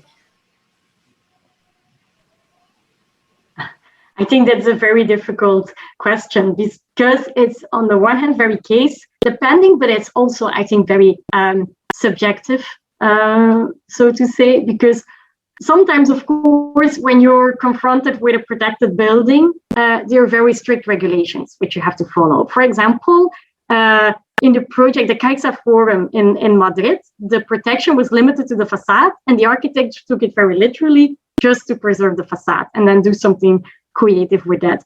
But in many projects, it's much more complex, and especially when the protection framework doesn't exist or is much more fluid. And I think that it's also a skill of the designer to decide which elements of the building actually are crucial to transpass its meaning and its character to future generations. And that's also something that we try to actually do with the students as an exercise in the master on adaptive reuse, to first of all make an analysis of the building, which is on the one hand, of course, an objective analysis, try to define its history, the transformations through time, but also much more subjective, like what do you feel, or characteristics that actually define the meaning and character of the building from your point of view. And sometimes that are even not tangible characteristics, but or architectural elements, but can also be the vegetation, for example, or the way the light falls into the building. For example, the part that I didn't talk about today, it was a ruination. So when a building is transformed into a ruin, you often have a very different way of light entering the building. You have a very different relationship between interior and exterior, and that are usually elements which are not protected or not part of a protection, but you can decide as an architect to try to preserve these characteristics, because from your point of view, they might actually be very crucial in the specific experience of the building, so to say. Gracias, Bie. Bueno, la pregunta que Natalia le ha realizado a Bie, ella dice que no es nada fácil de responder, que claro, va a depender de los casos. Primero porque, sin duda, ustedes cuando trabajan en un espacio interior, en un edificio patrimonial, ya hay varias restricciones que vienen dadas por la norma. La normativa es clara y ustedes tienen que atenerse, ¿no es cierto? Tenemos que atenernos como profesionales a lo que se establece dentro de la normativa. Pero más allá de eso, inclusive, habla de que hay una parte objetiva que ustedes pueden denotar, que pueden hacer análisis del estado de conservación, de cómo está afectado o no, pero luego también viene una parte muy subjetiva de los análisis que tienen que realizar cuando ustedes están confrontándose frente a un espacio interior patrimonial. En este caso, tienen que ustedes establecer cuál es el carácter, o sea, cuáles son estos elementos que le brindan este material, ¿le brinda o no le brinda? ¿Le aporta o no le aporta carácter a esto? Y es un análisis netamente subjetivo, no necesariamente a veces está establecido, ¿no es cierto?, como una suma matemática, sino que en realidad tiene mucho que ver con el análisis que ustedes puedan ir generando del propio sentir que van teniendo de los edificios.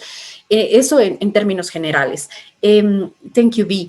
En este caso, por favor, Paul, si tú quieres tomar la palabra. Hola, Vero, gracias. Buenos días con todos. Hi, Bie. Hello. I'm Paul. Sorry if my English is not good enough or good fluent for this conversation, but I want to know what your opinion about the change that architecture undergoes with the abandonment of domestic concept, I mean habitability in the historic center. Yeah, thank you so much for that question. I think it's a very important issue when related to the protection of historic areas, and I'm not sure if you're referring to specifically the situation in Cuenca, because I have to say that I'm not very familiar with the situation. I've unfortunately never been to Ecuador, but I had a student from Quito a few years ago who also worked on the historical center of Quito, and who also specifically actually addressed the problem of the lack of housing in the UNESCO protected zone, but also even in the buffer zone, because of the restrictions on particular functions like healthcare and even in some cases education, which really makes it difficult to live there. And also, of course, the economic interest of other functions and the gentrification of the historic area in particular. And yeah, we try actually also in European historical cities with our students to think about possibility to bring in housing in historical centers. We had also a student last year working on actually the potential of enlarging historical buildings, with constructing in 2 additional floors on top to provide housing, because she felt that was actually the only way to make housing in the historical center still economically viable. So really to go to rather extreme strategies at first sight to make it possible to allow housing in the city still, because of course you also create a lot of problems with abandoning housing from the city, not just the fact that the historical center might become Disneyfied, so to say, and more a tourist park or tourist attraction rather than a living city, but also sometimes that the parts are abandoned at night and become like no-go areas after shops are closed. So I think it's a very important issue, but yeah, I don't have an answer yet, but I can imagine that it's a very interesting, or would be a very interesting design studio, for example, to think with students on a particular historical area in the city and how to bring in housing in a way which is economically viable and also interesting places to live in. Thank you. I don't know, maybe you can react, because it's really not my field of interest, or field of interest definitely, yes, but not field of expertise, I have to say.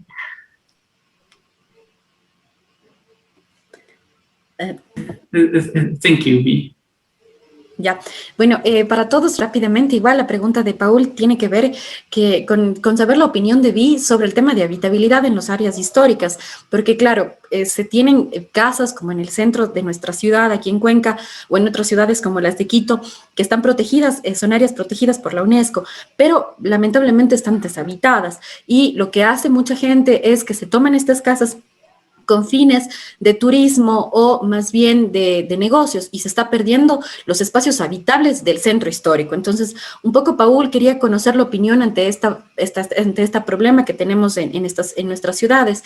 Y bueno, Bie nos dice que sí, pues no es un área de experticia de ella directamente, sin embargo, es algo que deberíamos tomarlo en cuenta, porque no solo es el problema del tema de la falta de habitabilidad como tal, sino además que luego en la noche, por ejemplo, son zonas totalmente deshabitadas, que se encuentran, pueden inclusive generarse problemas de seguridad de la ciudad como tal, y desde la academia, más bien el llamado que nos hace Bie es que desde la academia se puedan generar o ir generando proyectos con ustedes, estudiantes, para ir viendo, ¿no es cierto?, ciertas zonas de la ciudad y cómo podemos proponer vivienda en estas casas, pero a precios también accesibles, en donde haya un balance entre lo que puede costar, pero también lo que deberíamos tratar de conservar.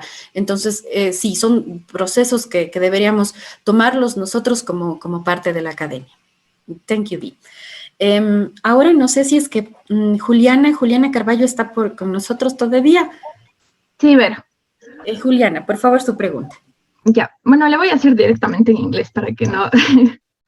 I wanted to know if besides the materiality and the typology and elements like the shape of the house that are already introduced, you consider that there are other criteria or conditions that have to be considered in an intervention based on the adaptive reuse.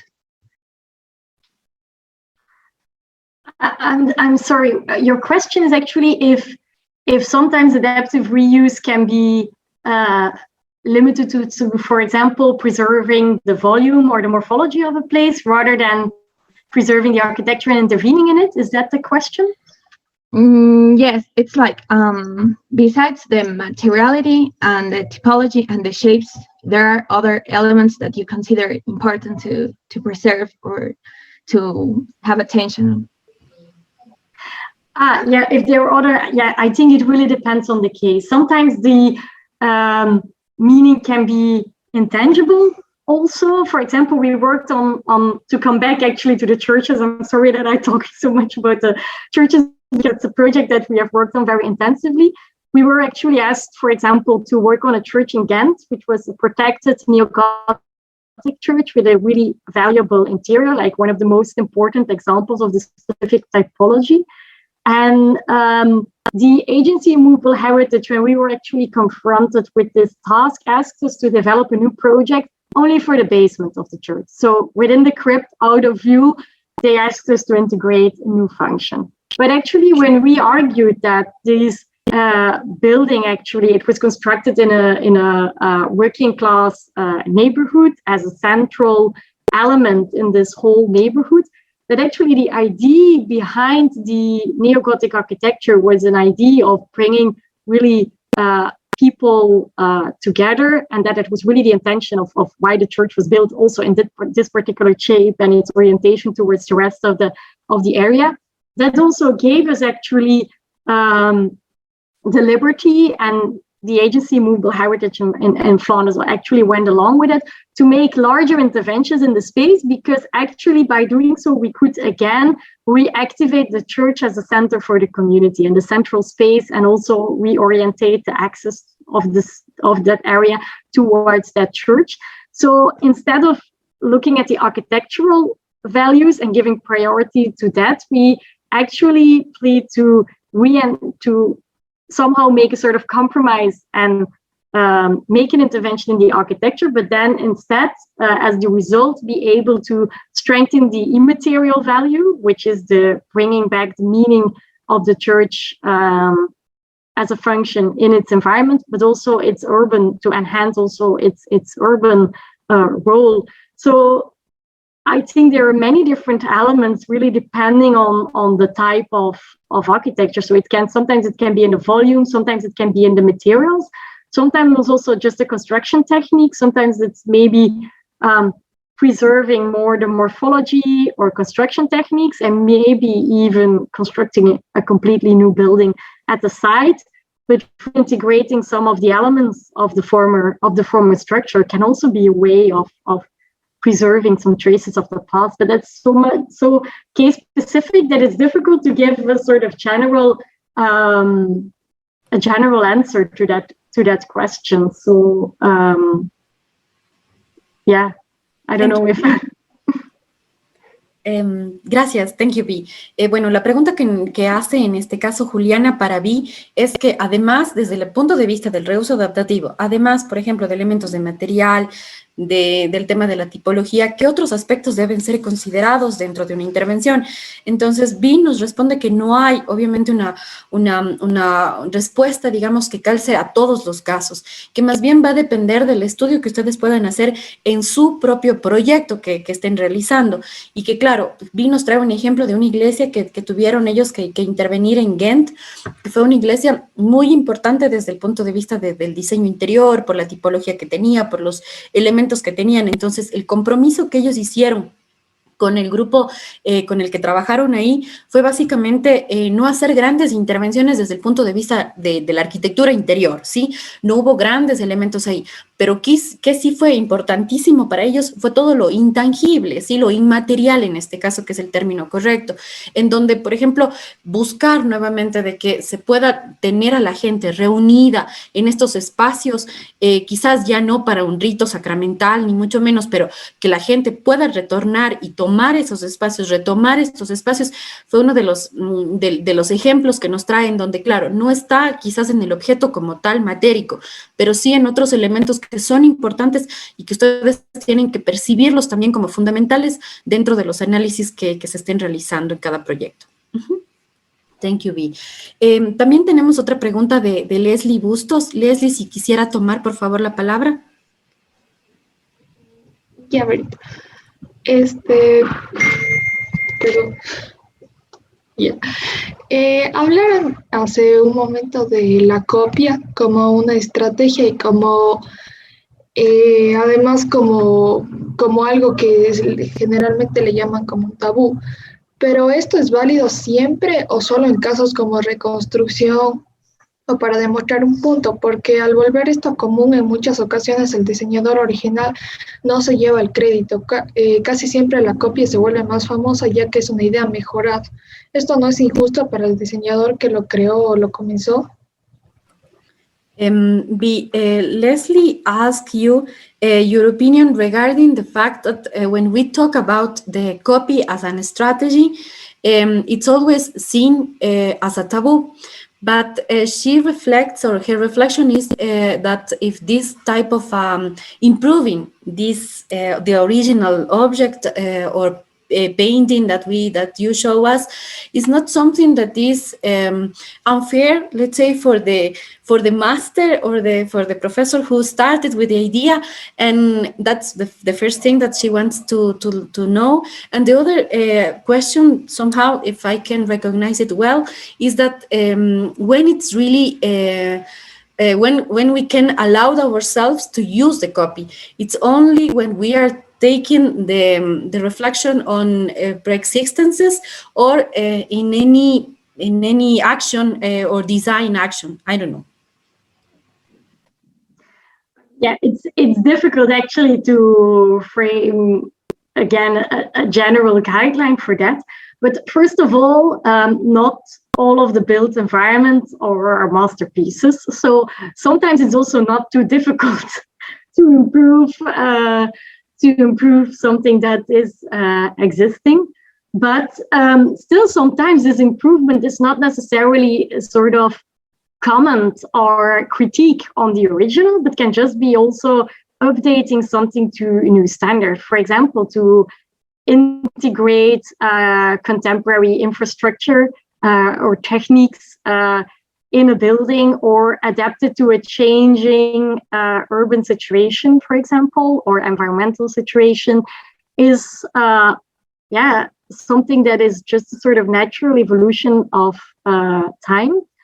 But when I was actually thinking about this, or when I was actually in the process of writing this paper, I participated in a lecture by Adam Caruso from the office of Caruso St. John, with the Tate Britain, the staircase in the center of the building. And they were at the time also working on the transformation of a building by Mies van der Rohe, the Deutsche National Gallery in Berlin. And he explained their concept for the building. So he first explained their renovation, and then he said very literally, and then we had to design an opening competition. So what we did was to see what was the opening exhibition that the architect, actually, original architect, designed, Mies van der Rohe designed himself for the opening. And we just copied that exhibition. And we improved it because we didn't like this and this and this. Of course, I was really surprised because Mies van der Rohe is generally seen as one of the most prominent modernist architects, like Le Corbusier, and he first of all said we just copy it. So they're really an office who were asked to give a keynote and a huge conference, and then just explaining that you just copy the design of someone else, and then secondly explaining that you improve it, really also shows how they position themselves within the general architectural canon, you could say. While I think in general, an architect who needs to, or is asked to work on a building by Mies van der Rohe would behave a bit more humble, but still, I think it works. I'm really a fan of most of the projects which they did. So sometimes it's also a matter of just also daring to take position. But of course, you can only do it when you have enough skill and reflection. And it's very similar to Viola Duc's approach to restoration, where we say we will restore the building to a stage which is even better than it had ever been in history. Also gives yourself a sort of, places yourself in a certain position within history. But of course, only after very careful analysis and study in an investigation of the case you're working on. So it's a very challenging setting. When I gave these lectures, the first years that I gave this lecture on the process of copying, the students were very enthusiastic and all wanted to apply this strategy in their design projects. And then we're confronted with the difficulty because it's very quickly becoming a sort of kitsch, so to say. If you start to copy original detailing, it's very difficult to grasp the sensitivity, especially when you're confronted with buildings with really rich and unique qualitative interiors, I think. Thank you, Bie. Bueno, Leslie, ahí la respuesta quizás de Bie es de que, claro, es sin duda, no existen tampoco, digamos que las copias de las piezas maestras no son tampoco cosas sencillas de hacer.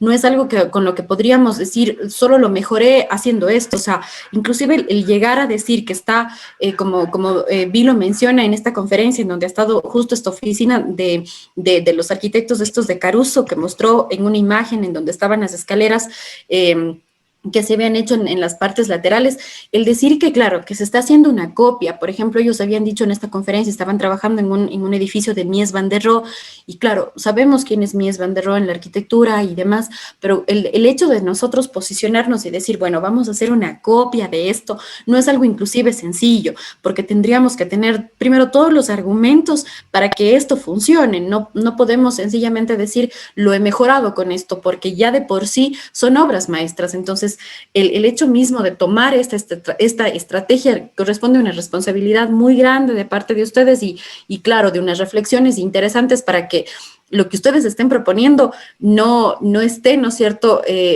a destono de lo que podría en realidad o de lo que llegaron a ser estas piezas maestras. Entonces, claro, y es parte también de alguna manera de lo que ocurre en términos de espacios interiores patrimoniales, porque las nuevas generaciones también de alguna forma tienen este derecho, ¿no es cierto?, de ir generando nuevas capas de información, de ir viendo cuáles son los elementos que deben conservarse, cuáles no. Entonces, sí, es algo que no es sencillo de responder, siempre pasa por elementos subjetivos, pero que responden también a una gran calidad de diseño suyo, pero también de responsabilidad al decir, he mejorado esto o estoy copiando esto, pero de una forma abstracta o estoy abstrayendo estas ideas, ¿sí? Finally, Bie, we have a very last question. Shirley, si usted quiere tomar la palabra. Sí, muchas gracias. Buenos días. Mi pregunta es si es que Bie considera que la domótica puede ser una estrategia para la conservación preventiva en espacios interiores patrimoniales. This question is very direct, let's say, and these are two students who are working in a modern building here in Cuenca, but in their interiors, let's say, and they are trying to apply domotic as a strategy, as a preventive conservation strategy. And they want to know if you can recommend something else, and what do you think? What is your opinion, and how to apply these technological things or tools to develop a preventive conservation strategy? Verónica, I think that you are more suitable probably more suited to answer the question, because preventive conservation is more your topic that is mine. You mean that they are using domotica? So you mean I don't have really a sort of a case study or something in mind or an example, not immediately. Probably is it the building which is still in use, or what is the function of the building? Yeah, it is still in use. It's a cultural center of the city center. So it's from the 20th century, actually, this building. And they want to improve, let's say, some of the things that are around the building, including also the domotica, some domotic itself. But they are really afraid of making so many changes that the authenticity, for example, can be compromised. Yeah, I understand. I had a very similar discussion today with a student working on a traditional building in the walled city of Lahore, and she really wants to do very small interventions because she's afraid to touch the very fragile fabric of the structure, and then because she's all the time focusing on many different details, she also risks actually to lose somehow the coherency of the building. And therefore, I advise her actually to really look at the building as a whole and see which interventions do I need to make this building functionable in the way that I want it to function. So in her case, it's a traditional house, but a very large one, from like a sort of a palazzo, we would say in Europe, and transforming it into a girls' school. So what do you need to improve? You need to improve accessibility. You need to separate the circulation between different users, because it's also beside the school, a cultural center at night. So really define very clearly the goals, and then define the strategies, the interventions that you actually need to do so. And sometimes small detailed interventions might not make it, but like one clear larger intervention is maybe not necessarily a problem if it improves the building on the longer term. So if it's really, for example, improve circulation within the building, even if you would use it again for another function, usually circulation space is something that you need in any case. Also, adapting the building to climate conditions, for example, is also something that, irrespective of the function that it has, or interventions that are necessary in any case. So if these large interventions actually serve a purpose that goes beyond a short-term use of the building, they maybe are justifiable. Of course, to make, for example, a very large intervention to allow a function which is only there probably for a short period of time, that's of course a different story. But I don't know if this somehow helps you. Sí, thank you so much, Bie. I think it's really, your answer was really inspiring, en este caso, Vivian y Shirley, bueno, lo que les comenta Bie es de que ustedes primero tienen que analizar que cualquier cambio, y en general para todos, por favor, los estudiantes que nos acompañen hoy, que cualquier cambio que ustedes vayan a generar en espacios interiores patrimoniales no tienen que ser solo para algo temporal, muy cortito en el tiempo, sino para que se cumplan grandes objetivos a largo plazo. Ahí, en realidad, las intervenciones que ustedes puedan hacer van a tener mucho mayor sentido. Hay cosas que no pueden ser negociadas. Por ejemplo, Vi menciona el tema de la circulación. Son cosas que siempre tienen que estar presentes. O sea, es algo que necesitamos hacer. Mejorar la circulación en un edificio, en un espacio interior, se necesita hacer. Y a veces, claro, esto puede comprometer acciones un tanto fuertes que se pueden ver desde la acción misma, ¿no es cierto?, de la intervención patrimonial, pero bueno, son cosas que tienen que tomarse, o sea, son decisiones que ustedes tienen que tomar y que mientras estas sean a más largo plazo, son justificables, ¿de acuerdo? Caso contrario, si son cosas que hablan de un cambio de uso a muy cortito plazo, no tienen mayor sentido. Entonces, siempre cualquier acción que ustedes tomen, miren hacia dónde va, cuál es el norte, cuál es el tiempo que va a durar, y seguro con eso ustedes podrán tener la mejor solución. I think that we don't have any more questions, Bie. We have so many greetings, including someone from Argentina, in this case, Paola Preti, who is also studying a master program there. And she wants to thank you for sharing this lecture and also for making us rethink on heritage concepts and how to know how to approach these buildings. Thank you so much. It was really a pleasure being here, and also the questions were really nice to get, and also it's nice for me to see also some former friends, you of course, Verónica, but also Ola, and I even saw some of our former students of the master also joining in, so that's really nice. Yes, thank you for the opportunity. Thank you very much, Bie and Verónica, for this interesting and stimulating class. We hope to have you many more times in our classrooms. It would be really a pleasure, and I hope we can also extend this collaboration also in a double way, and also involve students of both schools, or of the three schools, because there's also in our Erasmus Plus project, the other university in Cuenca involved. So it feels like I'm getting very excited about this future collaboration. So thank you. Gracias. Bueno, muchísimas gracias a todos quienes nos han acompañado. Hemos mantenido la audiencia durante estas casi 2 horas. Esperamos seguir contando con Bie en próximas conferencias y en otros espacios académicos. Y muchas gracias por su presencia. Y les esperamos en 15 días más con otra charla en el marco de nuestras clases de la carrera de diseño de interiores. Gracias con todos y todas. Chau, chau. Gracias, buenos días. Chao.